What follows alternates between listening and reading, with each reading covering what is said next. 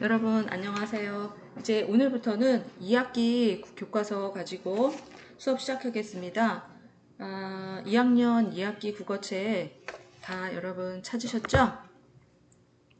2학년 2학기 국어 오늘은 10쪽부터 시작할 건데요. 세상에서 가장 따뜻했던 저녁 이라는 시 들어가기 전에 대단원을 펼치며 10쪽 한번 보겠습니다. 자, 10쪽 교과서에 보니까 무인도가 있고 배가 있고 무인도에서 어떤 여자가 손을 이렇게 지금 들고 흔드는 것 같죠?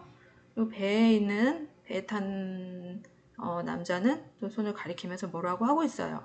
자, 조난을 당한 두 사람이 이 사람도 조난, 이 사람도 조난이에요. 각자 처지에서 어떤 말을 했을지 이 사람은 뭐라고 하는 걸까? 이 사람은 뭐라고 하는 걸까? 한번 생각해 볼까요? 같은 상황이라도 말하는 사람이 누구냐? 어떻게 보느냐에 따라 말의 내용이 다르던 경험을 말해보자 하기 전에 여러분 여기 도입 애니메이션 한번 보겠습니다.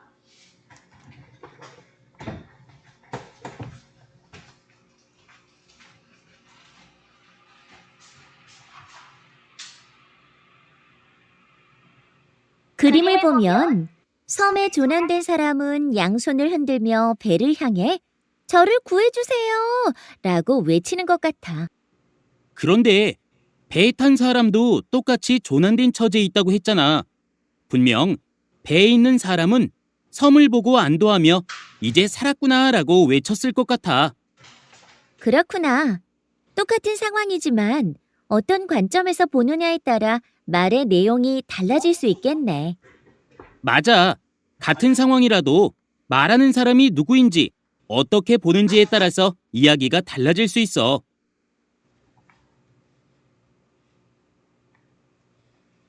학습 목표 봅시다. 작품에서 보는 이와 말하는 이가 누구인지 말할 수 있다. 보는 이나 말하는 이의 관점에 주목하여 작품을 감상할 수 있다. 자, 작품 속에서 말하는 사람 여러분들 1학년 때 배웠었나요? 생각나나요?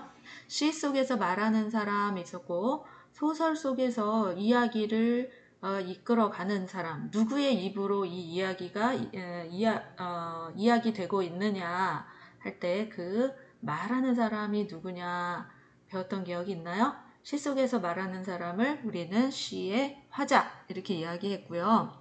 소설 속에서 이야기를 이끌어가는 사람, 소설 속에서 말하는 사람을 우리는 소설의 뭐죠? 서술자 이렇게 이야기를 합니다. 자, 그러면 이 일단은 시선과 목소리에서는요.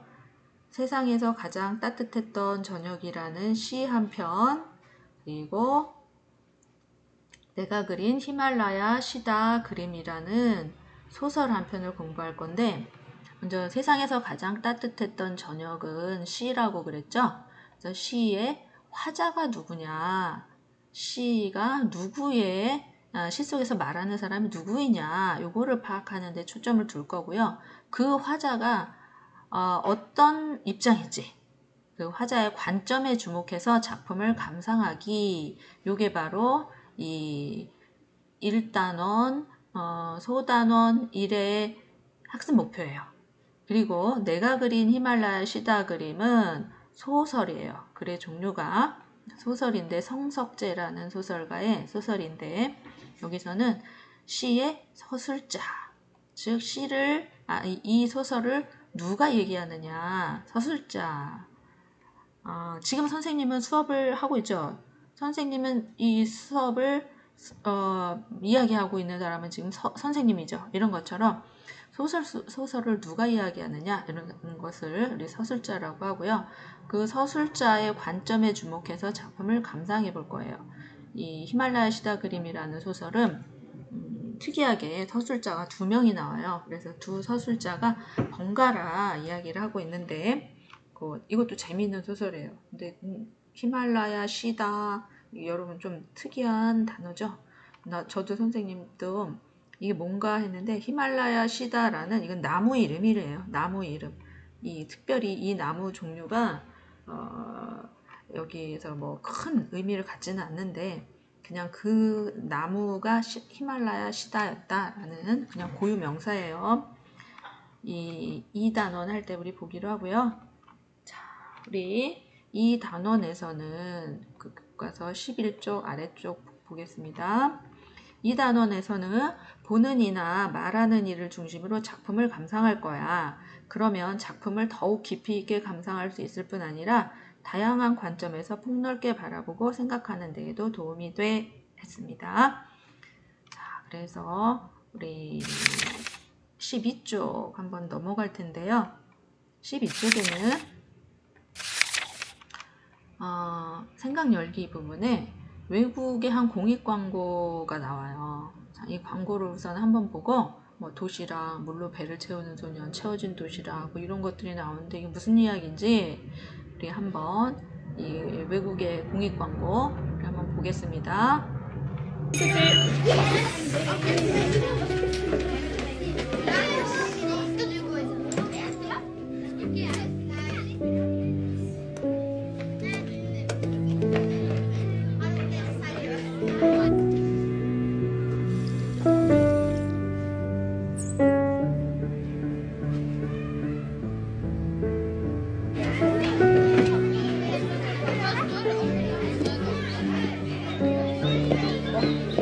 무게감이네요. 뭔가 들어있다는 느낌. 살짝 열어봅니다.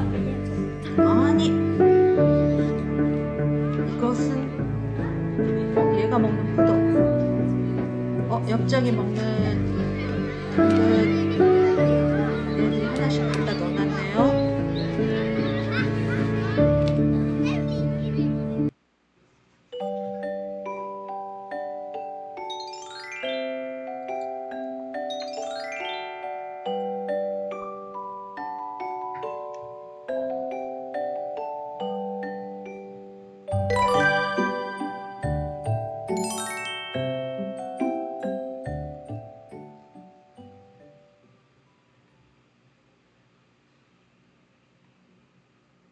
자, 이 영상에 소년과 친구들 각각의 관점. 자, 소년의 입장에서는 웬일인지 집이 사정이 어려워서인지 늘 도시락을 싸우지 못했나 봐요.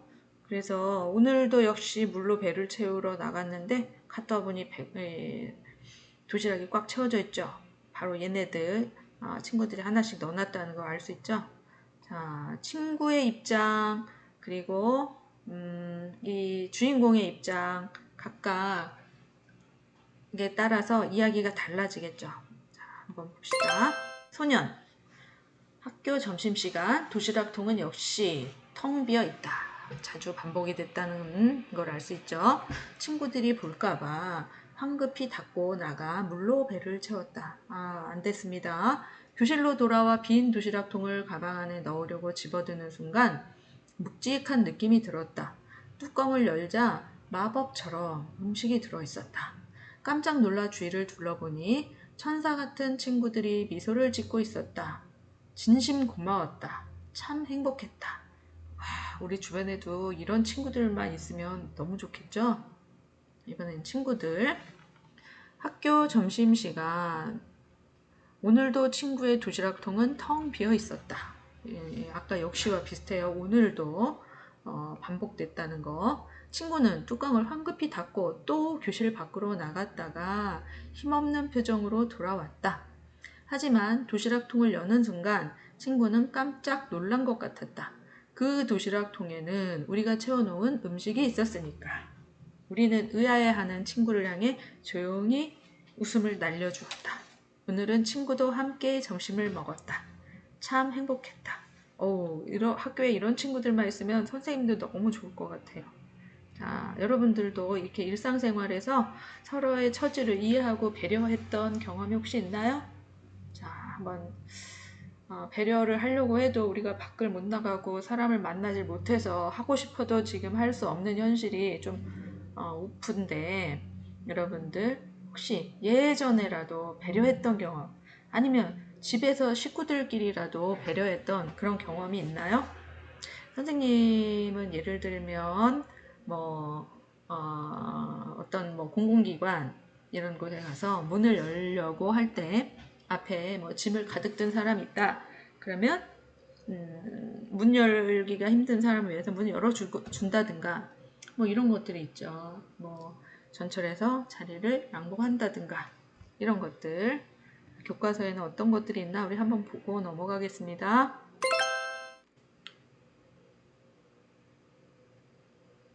자, 층간소음이 심해서 저녁에는 세탁기를 돌리지 않는다든지, 자, 무릎이 아프신 할머니를 배려하여 천천히 걷고 자주 쉬면서 여행을 마쳤다든지, 우리 얼마든지 그런 배려의 경험이 있을 텐데, 이 세상에서 가장 따뜻했던 저녁이라는 이 시에는 이렇게 배려를 했던 그 이야기를 가지고 시를 썼어요.